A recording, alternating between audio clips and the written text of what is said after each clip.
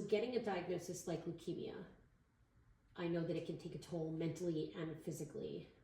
What were the first changes you began to notice back during your initial treatment?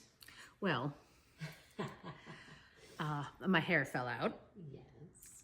And what didn't, my husband was kind enough to help me shave off.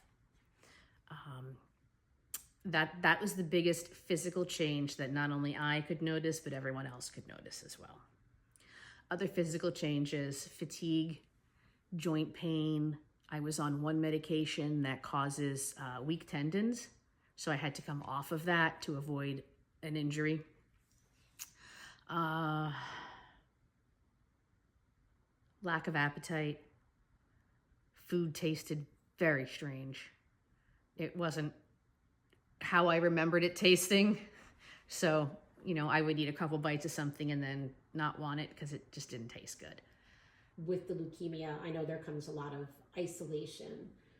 How did you handle that both in the hospital and when you came home?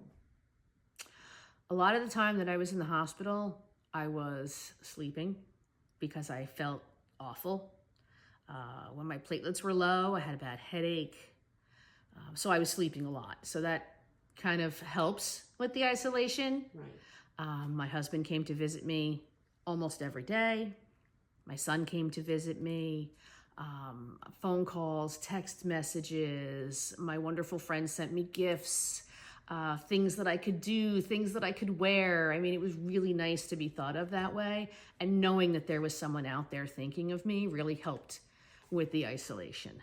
And then, they encourage you to walk. So I made friends with every nurse on the floor because I was walking up and down the halls talking with all of them. So that helped too. So you still found your way to be social in this new norm? I did. And did you rediscover any hobbies or things that were helpful in keeping you distracted from the isolation? I did a lot of reading. Okay.